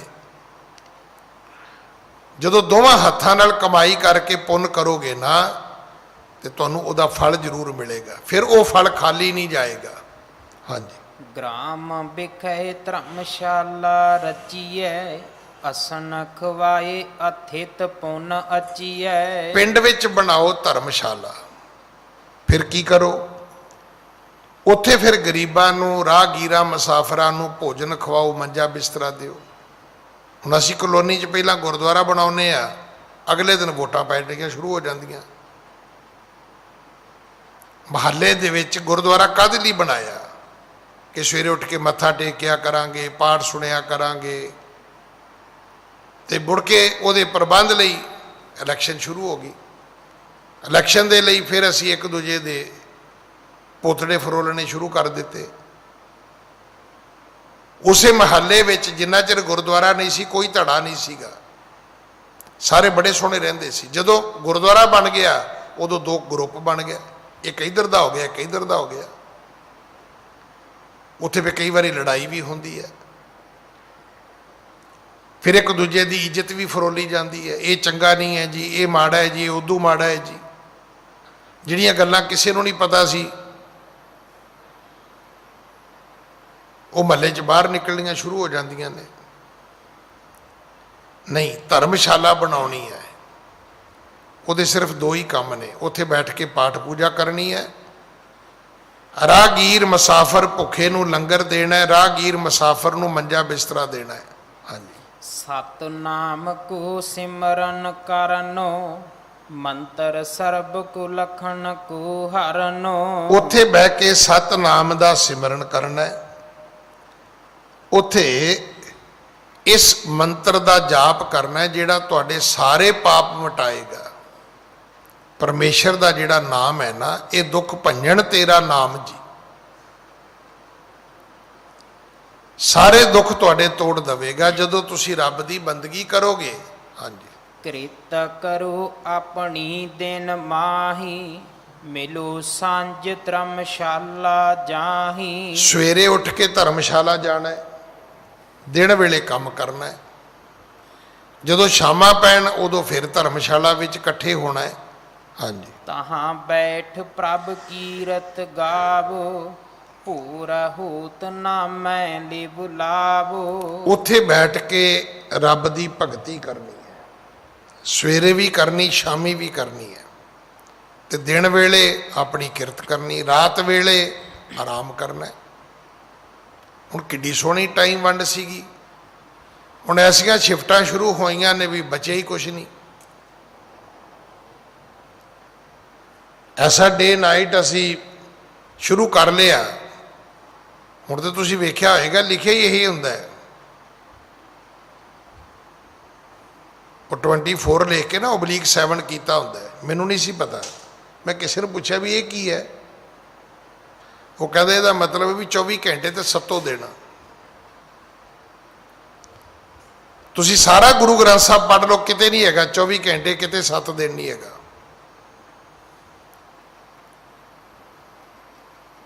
ਹਾਂ, ਇਹ ਜ਼ਰੂਰ ਹੈਗਾ ਹੈ, ਸਵੇਰੇ ਉੱਠਣਾ ਹੈ, ਧਰਮ ਕਰਨਾ ਹੈ, ਦਿਨ ਵੇਲੇ ਕਿਰਤ ਕਰਨੀ ਹੈ, ਸ਼ਾਮ ਵੇਲੇ ਫਿਰ ਧਰਮ ਕਰਨਾ ਹੈ, ਰਾਤ ਵੇਲੇ ਆਰਾਮ ਕਰਨਾ ਹੈ। ਸਾਰੀ ਗੁਰਬਾਣੀ ਪੜ੍ਹ ਲਓ, ਤੁਹਾਨੂੰ ਇਹੀ ਮਿਲੇਗਾ।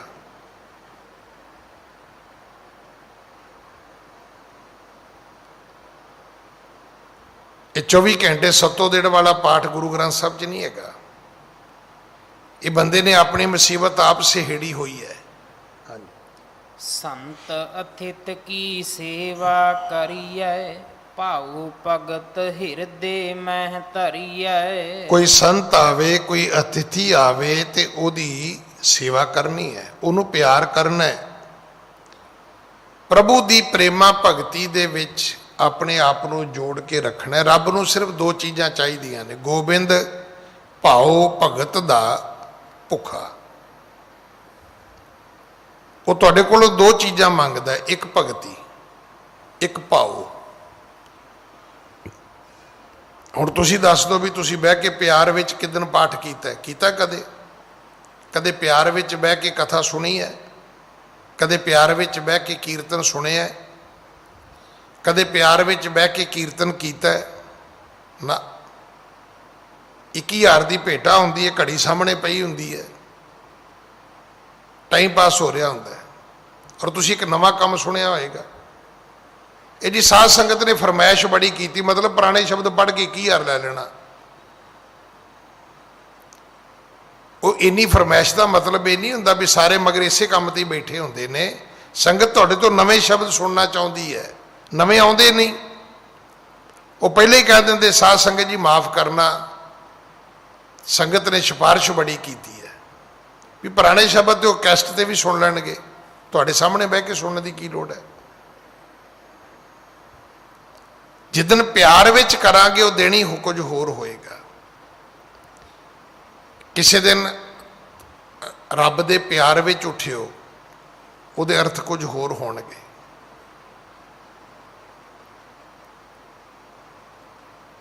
ਪਿਆਰ ਵਿੱਚ ਬਹਿ ਕੇ ਪਾਠ ਕਰੇ, ਉਹਦੇ ਅਰਥ ਹੀ ਕੁਝ ਹੋਰ ਹੋਣਗੇ। ਰੱਬ ਨੂੰ ਸਿਰਫ ਦੋ ਹੀ ਚੀਜ਼ਾਂ ਚਾਹੀਦੀਆਂ ਨੇ, ਤੀਜੀ ਚੀਜ਼ ਦਾ ਉਹਦੇ ਨਾਲ ਲੈਣਾ ਦੇਣਾ ਹੀ ਕੋਈ ਨਹੀਂ ਹੈ। ਮੈਂ ਤਾਂ ਰੋਜ਼ ਬੇਨਤੀ ਕਰਦਾ ਵੀ ਤੁਸੀਂ ਗੁਰਦੁਆਰੇ ਚੌਲ ਲੈ ਕੇ ਆਉਂਦੇ ਹੋ, ਕਦੇ ਰੱਬ ਨੂੰ ਚੌਲ ਖਾਂਦੇ ਵੇਖਿਆ? ਚੌਲ ਕਿਹਦੇ ਲਈ ਲਿਆਏ ਹੋ ਤੁਸੀਂ ਪਤਾ ਹੈ? ਸੰਗਤ ਵਾਸਤੇ, ਕਿ ਰੱਬ ਦੇ ਬੰਦੇ ਆਉਣਗੇ ਤੇ ਉਹਨਾਂ ਨੂੰ ਖੀਰ, ਉਹਨਾਂ ਨੂੰ ਚੌਲਾਂ ਦਾ ਪਲਾਓ ਮਿਲੇਗਾ। ਦੁੱਧ ਤੁਸੀਂ ਲੈ ਕੇ ਆਏ, ਕਦੇ ਰੱਬ ਨੂੰ ਦੁੱਧ ਪੀਂਦੇ ਵੇਖਿਆ ਤੁਸੀਂ? ਤੁਹਾਨੂੰ ਖੁਦ ਪਤਾ ਹੈ ਕਾਹਦੇ ਲਈ ਲਿਆਏ ਹੋ, ਸੰਗਤ ਵਾਸਤੇ। ਦੁੱਧ ਦੀ ਖੀਰ ਬਣੇਗੀ, ਦੁੱਧ ਦੀ ਚਾਹ ਬਣੇਗੀ, ਸੰਗਤ ਪੀਏਗੀ, ਰੱਬ ਤੇ ਨਹੀਂ ਪੀਂਦਾ। ਤੁਸੀਂ ਦਾਲ ਕਾਹਦੇ ਲਈ ਲਿਆਏ ਹੋ? ਰੱਬ ਦਾਲ ਖਾਂਦਾ? ਤੁਹਾਨੂੰ ਖੁਦ ਪਤਾ ਹੈ ਵੀ ਸੰਗਤ ਵਾਸਤੇ ਹੈ। ਦਾਲ ਬਣੇਗੀ, ਸੰਗਤ ਪ੍ਰਸ਼ਾਦਾ ਛਕੇਗੀ। ਤੁਸੀਂ ਆਟੇ ਦੀ ਥੈਲੀ ਚੁੱਕੀ ਆਉਂਦੇ ਹੋ, ਕਦੇ ਰੱਬ ਨੂੰ ਆਟਾ ਚੱਟਦੇ ਵੇਖਿਆ ਆਪਾਂ? ਤੁਹਾਨੂੰ ਆਪ ਪਤਾ ਵੀ ਆਟਾ ਗੁੱਝੇਗਾ, ਇਹਦੀ ਰੋਟੀ ਪੱਕੇਗੀ, ਉਹ ਪ੍ਰਸ਼ਾਦੇ ਸੰਗਤ ਛਕੇਗੀ। ਸਾਨੂੰ ਖੁਦ ਪਤਾ ਹੈ ਇਹ ਸਾਰੀਆਂ ਚੀਜ਼ਾਂ ਸੰਗਤ ਵਾਸਤੇ ਨੇ। ਰੱਬ ਵਾਸਤੇ ਕੀ ਹੈ? ਰੱਬ ਵਾਸਤੇ ਸਿਰਫ ਤੁਹਾਡਾ ਪਿਆਰ ਹੈ। ਤੇ ਉਹ ਪਿਆਰ ਤੁਹਾਡੇ ਦੁੱਧ 'ਚ ਵੀ ਹੋ ਸਕਦਾ ਹੈ, ਇਹ ਪਿਆਰ ਤੁਹਾਡੇ ਚੌਲਾਂ ਵਿੱਚ ਵੀ ਹੋ ਸਕਦਾ ਹੈ, ਉਹ ਪਿਆਰ ਤੁਹਾਡੇ ਆਟੇ ਵਿੱਚ ਵੀ ਹੋ ਸਕਦਾ ਹੈ। ਤੁਸੀਂ ਇੱਥੇ ਵੇਖਿਓ ਲੰਗਰ ਸੇਵਾ ਕਰਦੇ, ਕਈਆਂ ਦੇ ਭਾਂਡੇ ਮਾਂਜਣ 'ਚ ਵੀ ਪਿਆਰ ਹੈ। ਕੋਈ ਇੱਦਾਂ ਖਲੋਤੇ ਹੋਣਗੇ, ਭਾਈ ਸਾਹਿਬ ਥਾਲੀ ਮੈਨੂੰ ਦੇ ਦਿਓ। ਤੇ ਕਈ ਮੇਰੇ ਵਰਗੇ ਇੱਦਾਂ ਦੇ ਵੀ ਹੁੰਦੇ ਨੇ ਵੀ ਉਹ ਵੇਖਦੇ ਵੀ ਇਹ ਤਾਂ ਥਾਲੀ ਛੱਡ ਗਿਆ ਹੈ, ਤੇ ਉਹਨੂੰ ਮਗਰ ਜਾਣ ਕੇ ਫੜ ਕੇ ਲਿਆਉਣਗੇ, ਉਹ ਆਹ ਥਾਲੀ ਤੇਰਾ ਪਿਓ ਸਾਫ਼ ਕਰੇਗਾ। ਇੱਦਾਂ ਦੇ ਵੀ ਹੁੰਦੇ ਨੇ।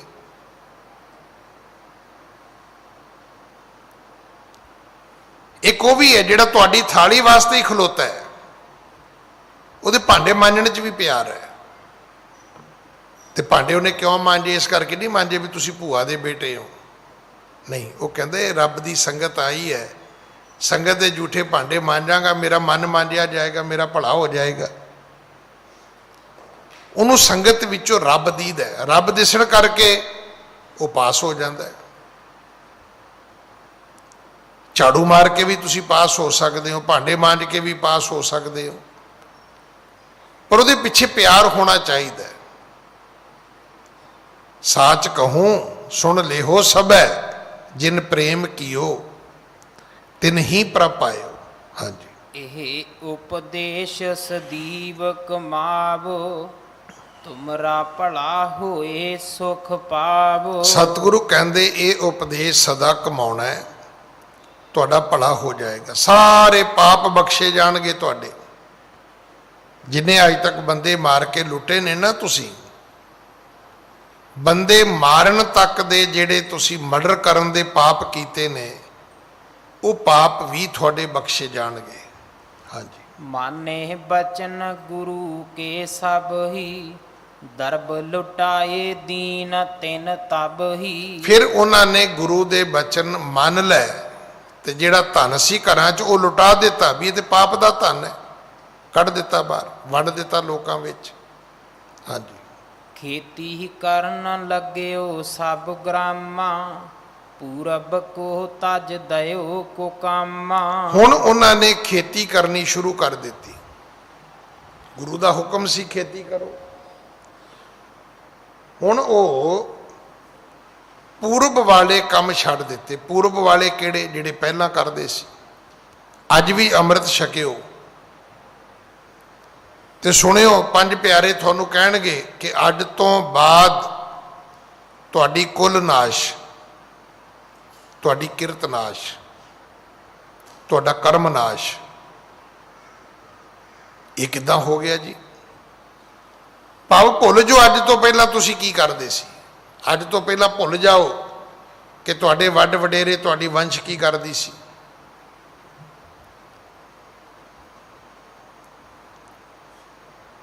ਅੱਜ ਤੋਂ ਪਹਿਲਾਂ ਤੁਸੀਂ ਕੀ ਧੰਦਾ ਕਰਦੇ ਸੀ ਭੁੱਲ ਜਾਓ ਇਸ ਨੂੰ। ਸਵਾਲ ਹੈ ਅੱਜ ਤੋਂ ਬਾਅਦ ਕੀ ਕਰਨਾ ਹੈ। ਸਤਿਗੁਰ ਕੇ ਜਨਮੈ ਗਵਨ ਮਟਾਇਆ। ਜਿੱਦਣ ਗੁਰੂ ਦੇ ਘਰ ਜਨਮ ਹੋਏਗਾ ਆਵਾਗਮਨ ਵੀ ਮੁੱਕ ਜਾਏਗਾ। ਹਾਂਜੀ। ਧਰਮਸ਼ਾਲ ਮਿਲ ਸਕਲ ਸਵਾਰੀ, ਭਾਉ ਭਗਤ ਕੇ ਭੇ ਅਧਿਕਾਰੀ। ਉਹਨਾਂ ਨੇ ਗੁਰੂ ਜੀ ਦਾ ਬਚਨ ਮੰਨਿਆ, ਬੜੀ ਸੁੰਦਰ ਉਹਨਾਂ ਨੇ ਧਰਮਸ਼ਾਲਾ ਬਣਾਈ। ਹਾਂਜੀ। ਸਿਮਰਨ ਲੱਗੇ ਵਾਹਿਗੁਰੂ ਨਾਮੂ, ਸਿੱਖੀ ਰੀਤ ਲੀਨ ਅਬਰਾਮੂ। ਹੁਣ ਉਹ ਵਾਹਿਗੁਰੂ ਦਾ ਸਿਮਰਨ ਕਰਦੇ ਨੇ। ਹੁਣ ਸਿੱਖੀ ਰੀਤ ਸਿੱਖੀ ਮਰਿਆਦਾ ਦਾ ਉਹ ਪਾਲਣ ਕਰਦੇ ਨੇ। ਹਾਂਜੀ। ਕਿਤਕ ਦਿਵਸ ਬਸ ਕਰ ਤੇਹ ਥਾਨਾ, ਭਾਉ ਭਗਤ ਬਿਦ ਨੀਕ ਦ੍ਰਿੜਾਨਾ। ਕੁਝ ਦਿਨ ਸਤਿਗੁਰੂ ਉਸ ਨਗਰ ਵਿੱਚ ਰਹੇ, ਭਾਉ ਭਗਤੀ ਭਲੀ ਪ੍ਰਕਾਰ ਉਹਨਾਂ ਨੂੰ ਦ੍ਰਿੜ ਕਰਾ ਦਿੱਤੀ ਵੀ ਇਹ ਦੋ ਹੀ ਚੀਜ਼ਾਂ ਨੇ, ਇੱਕ ਭਾਉ ਹੈ ਇੱਕ ਭਗਤੀ ਹੈ,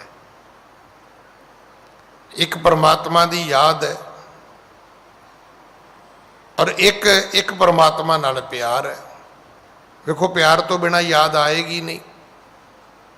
ਇਹ ਗੱਲਾਂ ਆਪਸ ਵਿੱਚ ਬੜੀਆਂ ਓਤ-ਪੋਤ ਨੇ। ਹੁਣ ਤੁਸੀਂ ਕਹੋ ਜੀ ਮੈਂ ਸਿਮਰਨ ਕਰਦਾ, ਨਹੀਂ, ਭੁਲੇਖਾ ਤੁਹਾਨੂੰ। ਕਈ ਵਾਰੀ ਨਾ ਤੁਸੀਂ ਜਪਜੀ ਸਾਹਿਬ ਦਾ ਪਾਠ ਕਰਦੇ ਹੋ, ਹੁਣ ਪਾਠ ਕਰਦਿਆਂ ਤੁਹਾਨੂੰ ਚੇਤਾ ਆਉਂਦਾ ਵੀ ਉਹ ਬੰਦੇ ਕੋਲੋਂ ਪੈਸੇ ਲੈਣੇ ਨੇ, ਬੜਾ ਚਿਰ ਹੋ ਗਿਆ। ਜਦੋਂ ਮੰਗੀ ਦੇ ਨੇ ਉਦੋਂ ਹੀ ਟਾਲ ਜਾਂਦਾ ਹੈ। ਹੁਣ ਤੁਸੀਂ ਦੱਸੋ ਕਿ ਤੁਸੀਂ ਪਾਠ ਕਿਹੜਾ ਕੀਤਾ? ਜਪਜੀ ਸਾਹਿਬ ਦਾ। ਤੇ ਸਿਮਰਨ ਕਾਹਦਾ ਕੀਤਾ? ਜਿਹੜੇ ਪੈਸੇ ਫਸੇ ਨੇ। ਇੱਕੋ ਟਾਈਮ ਦੋ ਕੰਮ ਕੀਤੇ ਨੇ ਤੁਸੀਂ। ਜਿਹੜੀ ਗੱਲ ਤੁਹਾਡੇ ਚੇਤੇ ਵਿੱਚ ਹੈ ਉਹ ਪੈਸਿਆਂ ਦੀ ਹੈ, ਜਿਹੜੀ ਗੱਲ ਤੁਹਾਡਾ ਮੂੰਹ ਕਰ ਰਿਹਾ ਹੈ ਉਹ ਪਾਠ ਹੈ। ਇਸ ਕਰਕੇ ਜਿਹੜੀ ਭਾਉ ਭਗਤੀ ਹੈ ਉਹ ਇਸ ਤੋਂ ਅਗਲੀ ਸਟੇਜ ਹੈ। ਭਾਉ ਭਗਤੀ ਉਦੋਂ ਹੋਏਗੀ ਜਦੋਂ ਤੁਹਾਨੂੰ ਇਹ ਵਿਸ਼ਵਾਸ ਹੋ ਜਾਏਗਾ ਵੀ ਇਹ ਜੋ ਕੁਝ ਹੈ ਸਭ ਰੱਬ ਕਰਕੇ ਹੈ। ਅਗਰ ਮੈਂ ਤੰਦਰੁਸਤ ਹਾਂ ਤੇ ਰੱਬ ਕਰਕੇ। ਮੈਨੂੰ ਕਈਆਂ ਨੇ ਕਿਹਾ ਪਿਛਲੇ ਸਾਲ, ਗਿਆਨੀ ਜੀ ਤੁਸੀਂ ਬੜੀ ਸੇਵਾ ਕੀਤੀ। ਮੈਂ ਕਿਹਾ ਭਾਈ ਉਹਨੇ ਕਰਾ ਲਈ, ਜੋ ਮੈਨੂੰ ਵੈਂਟੀਲੇਟਰ ਤੇ ਪਾ ਦਿੰਦਾ ਮੈਂ ਕੀ ਕਰ ਲੈਂਦਾ, ਮੈਨੂੰ ਕਰੋਨਾ ਹੋ ਜਾਂਦਾ ਮੈਂ ਕੀ ਕਰ ਲੈਂਦਾ। ਅਗਰ ਆਪਾਂ ਨੂੰ ਇਹ ਗੱਲ ਸਮਝ ਆ ਜਾਏ ਕਿ ਜੇ ਮੈਂ ਠੀਕ ਹਾਂ ਤਾਂ ਉਹਦੀ ਗ੍ਰੇਸ ਹੈ, ਉਹਦੀ ਕਿਰਪਾ ਹੈ। ਤੁਸੀਂ ਪੜ੍ਹੇ ਲਿਖੇ ਹੋ, ਇਹ ਵੀ ਉਹਦੀ ਗ੍ਰੇਸ ਹੈ। ਨਹੀਂ ਤੇ ਤੁਹਾਡੀ ਜਮਾਤ ਵਿੱਚ ਕਈ ਬੱਚੇ ਬੈਠਦੇ ਹੋਣਗੇ, ਪਹਿਲਾਂ ਬੋਰੀ ਤੇ ਬਹਿੰਦੇ ਹੋਣਗੇ, ਫਿਰ ਬੈਂਚ ਤੇ ਬਹਿੰਦੇ ਹੋਣਗੇ, ਫਿਰ ਕੰਟੀਨ 'ਚ ਬਹਿ ਕੇ ਵੀ ਤੁਹਾਡੇ ਨਾਲ ਕਈਆਂ ਨੇ ਪਕੌੜੇ ਖਾਧੇ ਹੋਣੇ ਨੇ, ਕਈ ਉੱਥੋਂ ਹੀ ਪਿਛਾਂਹ ਮੋੜ ਆਏ, ਤੁਸੀਂ ਗਾਂਹ ਚਲੇ ਗਏ। ਇਹ ਵੀ ਉਹਦੀ ਕਿਰਪਾ ਹੈ।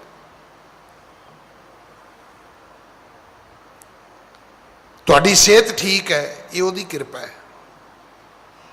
ਨਹੀਂ ਤਾਂ ਸਾਡੇ ਨਾਲ ਦੇ ਕਈ ਬਿਮਾਰ ਹੋਣਗੇ। ਜੇ ਅਸੀਂ ਜਿਉਂਦੇ ਬੈਠੇ ਹਾਂ, ਮੈਂ ਤੇ ਕਈ ਵਾਰੀ ਬੇਨਤੀ ਕੀਤੀ ਵੀ ਹੁਣ ਨਹੀਂ ਪੁੱਛਦਾ ਕੋਈ, ਪਹਿਲਾਂ ਪੁੱਛਦੇ ਹੁੰਦੇ ਸੀ, ਪੁੱਤਰੋ ਸੁਣਾ ਤੁਹਾਡੇ ਪਿੰਡ ਦਾ ਅਮਕਾ ਬੰਦਾ ਹੈਗਾ। ਤੇ ਉਦੋਂ ਬੱਚੇ ਹੁੰਦੇ ਸੀ, ਨਹੀਂ ਸਮਝ ਆਉਣੀ, ਕਹਿਣਾ ਹਾਂ ਬੇਬੇ ਕੀ ਹੋਇਆ, ਹੱਡਾ ਕੱਟਾ ਹੈ, ਉਹ ਠੀਕ ਹੈ।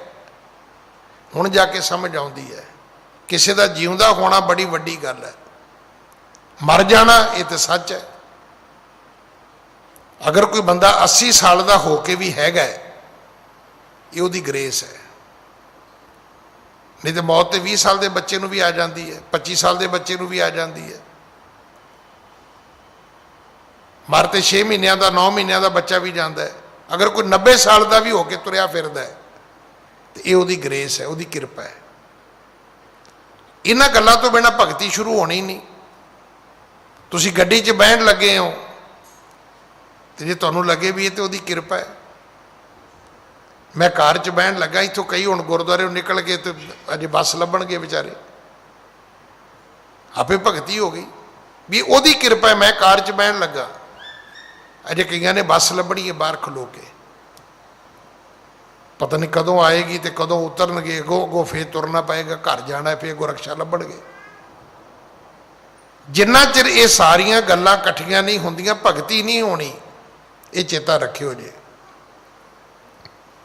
ਅਗਰ ਤੁਸੀਂ ਆਫੀਸਰ ਹੋ, ਇਹ ਵੀ ਉਹਦੀ ਗ੍ਰੇਸ ਹੈ, ਉਹਦੀ ਕਿਰਪਾ ਹੈ।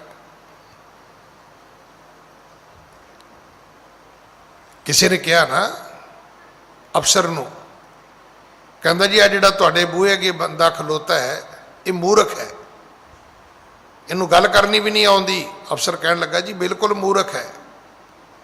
ਕਹਿੰਦਾ ਜੀ ਤੁਹਾਨੂੰ ਪਤਾ ਹੈ? ਕਹਿੰਦਾ ਹਾਂ। ਕਹਿੰਦਾ ਕਿਉਂ? ਕਹਿੰਦਾ ਇਸੇ ਕਰਕੇ ਤੇ ਬਾਹਰ ਖਲੋਤਾ, ਨਹੀਂ ਤੇ ਮੇਰੀ ਕੁਰਸੀ ਤੇ ਨਾ ਬਹਿ ਜਾਂਦਾ। ਜੇ ਸਿਆਣਾ ਹੁੰਦਾ ਤੇ ਇਹਨੇ ਮੇਰੀ ਕੁਰਸੀ ਤੇ ਬੈਠੇ ਹੋਣਾ ਸੀ। ਇਹ ਮੂਰਖ ਹੋਣ ਦੀ ਵਜ੍ਹਾ ਨਾਲ ਜਿੰਨੇ ਸਾਲ ਹੋ ਗਏ ਮੈਨੂੰ ਅੰਦਰ ਬੈਠਿਆ, ਉਹਨੇ ਸਾਲ ਹੋ ਗਏ ਇਹਨੂੰ ਬਾਹਰ ਖਲੋਤੇ। ਇਹ ਮੂਰਖ ਹੈ, ਮੈਨੂੰ ਪਤਾ। ਕਹਿੰਦਾ ਮੈਨੂੰ ਪਤਾ ਹੈ। ਹਰ ਚੀਜ਼ ਉਹਦੀ ਕਿਰਪਾ ਹੈ। ਅਗਰ ਅੱਖਾਂ ਵੇਖ ਰਹੀਆਂ ਨੇ ਤਾਂ ਉਹਦੀ ਕਿਰਪਾ ਹੈ, ਕਈਆਂ ਦੀ ਜੋਤ ਚਲੀ ਗਈ ਹੈ। ਇਸ ਕਰਕੇ ਭਗਤੀ ਇਦਾਂ ਨਹੀਂ ਹੁੰਦੀ ਜਿੱਦਾਂ ਆਪਾਂ ਕਰਮ ਤੁਰੇ ਹੋਏ ਆ ਵੀ ਇੱਕ ਸਿਮਰਨਾ ਫੜ ਲਿਆ ਤੇ ਭਗਤੀ ਹੋ ਜਾਏਗੀ ਨਾ। ਭਗਤੀ ਹੋਏਗੀ ਜਦੋਂ ਤੁਹਾਡਾ ਮਨ ਕਬੂਲ ਕਰੇਗਾ ਕਿ ਸਭ ਕੁਝ ਮੇਰੇ ਕਰਕੇ ਨਹੀਂ ਹੈ, ਰੱਬ ਕਰਕੇ ਹੈ। ਇਹ ਮੇਰੇ ਕਰਕੇ ਨਹੀਂ ਹੈ, ਜੇ ਮੈਂ ਵੀ ਹਾਂ ਤੇ ਇਹ ਵੀ ਉਹਦੇ ਕਰਕੇ ਹੈ। ਉਸ ਤੋਂ ਬਾਅਦ ਭਗਤੀ ਸ਼ੁਰੂ ਹੋ ਜਾਏਗੀ। ਹਾਂਜੀ। ਬਖਸ਼ੇ ਸਰਬ ਪਾਪ ਤਿਨ ਕੇਰੇ, ਬਹੁ ਰਚ ਲਾਏ ਪੰਥ ਪੁਲੇਰੇ। ਸਤਿਗੁਰੂ ਨੇ ਉਹਨਾਂ ਨੂੰ ਭਾਉ ਭਗਤੀ ਦ੍ਰਿੜ ਕਰਾਈ, ਉਹਨਾਂ ਨੂੰ ਭਲੇ ਸਿੱਖੀ ਦੇ ਮਾਰਗ ਤੇ ਤੋਰਿਆ ਤੇ ਉਹਨਾਂ ਦੇ ਪਾਪ ਬਖਸ਼ ਦਿੱਤੇ, ਮਾਫ ਕਰ ਦਿੱਤੇ ਗੁਰੂ ਨਾਨਕ ਨੇ। ਹਾਂਜੀ। ਵਿਦਾ ਭਏ ਤਿਨ ਤੇ ਬਰਿਆਈ, ਆਗੇ ਕੀਨੋ ਗਮਨ ਗੁਸਾਈ। ਇੱਥੋਂ ਫਿਰ ਸਤਿਗੁਰੂ ਜ਼ਬਰਦਸਤੀ ਤੁਰੇ ਨੇ, ਉਹ ਜਾਣ ਨਹੀਂ ਸੀ ਦਿੰਦੇ। ਉਹ ਕਹਿੰਦੇ ਸੀ ਨਾ ਹੁਣ ਨਹੀਂ ਜਾਣਾ, ਇੱਥੇ ਹੀ ਰਹਿਣਾ ਹੈ, ਅਸੀਂ ਤੁਹਾਡੀ ਸੇਵਾ ਕਰਾਂਗੇ। ਉੱਥੋਂ ਸਤਿਗੁਰੂ ਜੀ ਅੱਗੇ ਵਿਦਾ ਹੋਏ ਨੇ, ਅੱਗੇ ਪ੍ਰਸਥਾਨ ਕੀਤਾ।